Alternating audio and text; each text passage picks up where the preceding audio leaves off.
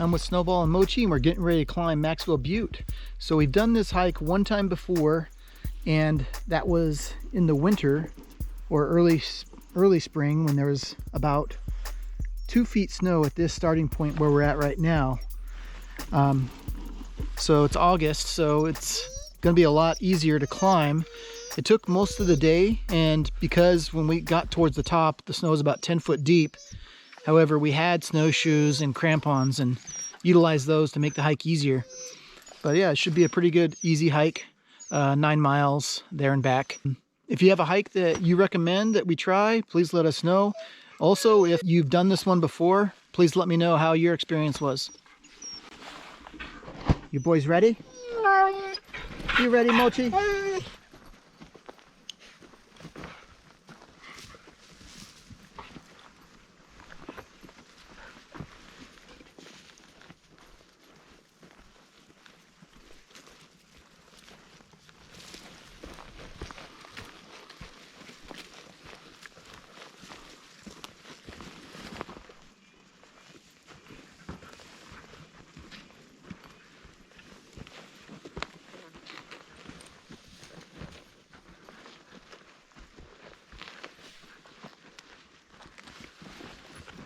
We have reached a junction for 8 Lakes Basin.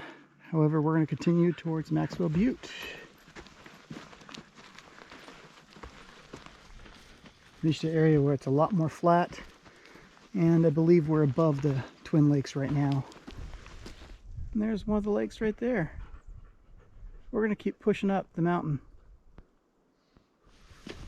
Coming up this section just past the lake involved a lot of route finding in the winter, because the snow was about 4 foot deep, and so constantly had to pull out my phone and look at our GPS location. So it's a lot easier in the summer, because I want to say we wasted at least an hour trying to navigate up this portion of the trail when we hiked this in the winter.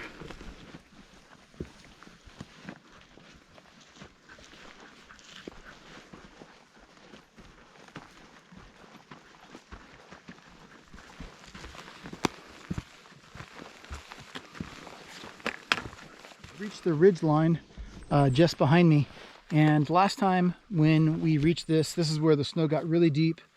Ended up going straight up onto the ridge line and followed it all the way down to the north to the butte.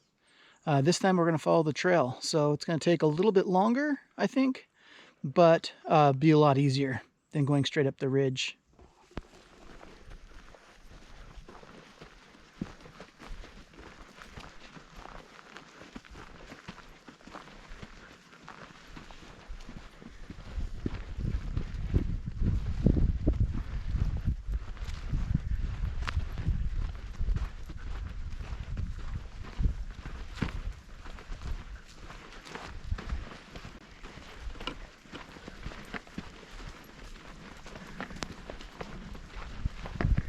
We're just reaching the east side of the ridge. It's a little bit foggy, might start raining, so we're gonna make this ascent pretty quick since we're almost there. Reached this beautiful boulder field ahead of me, and just below me is actually a really nice meadow. Kind of opens up a little bit down there.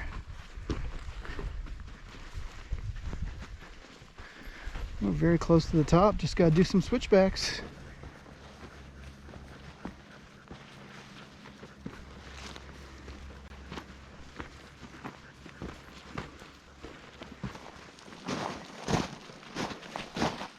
This section has been landscaped with lava rocks. We've made it back over to the ridge for the final section of the hike.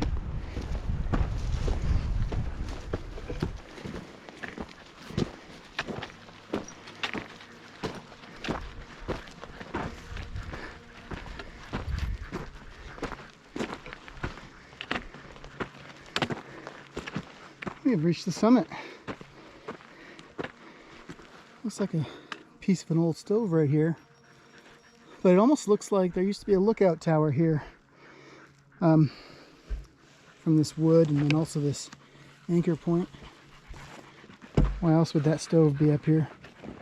I'll have to research that for sure. But yeah, let's touch the top, guys. Come on. Up, up. And here we are.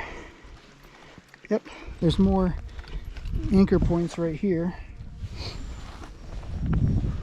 Definitely was a structure up here. And here's the survey marker. Painted in gold. Nice. As excited as we are to be at the top, we're gonna head down because, as you can see, the weather's not the greatest. And the less time we spend in rain, the better. We've had a few drops fall on us, but so far we've been pretty lucky. So yeah, we're gonna head down now. All right, making our way down the trail. Got about 4.5 miles to go. I'll film a couple more shots until we meet the car. Last time we climbed this mountain, there's like a bowl right here, and it was beautifully blanketed in about 10 feet of snow. It was pretty wild. It's kind of cool to see it now without all that snow. For the first time in the hike, it's opened up a little bit. And if you look down, you can see Highway 20, a bunch of cars coming over the Santiam Pass. So we've encountered this fresh shit right here on our way down. So it wasn't there on the way up. So we're definitely gonna keep our wherewithal the rest of the way down, because yeah, that can be concerning. I don't know if it's coyote or mountain lion, but what do you guys think it is? There we go. We got a good shot of Hoodoo right there. You can see the ski lift on the top of the hill shining. You can see sisters behind it, but they're in the clouds.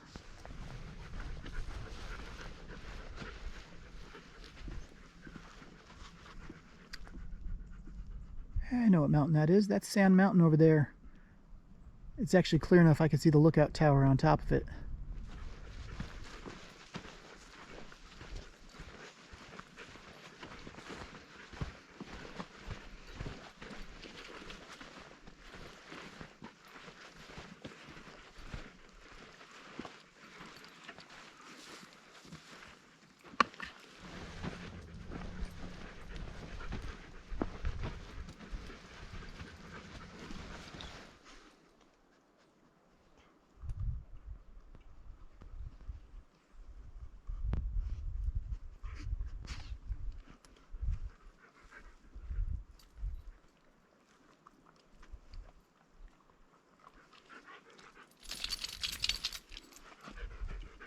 Come on guys, let's go back.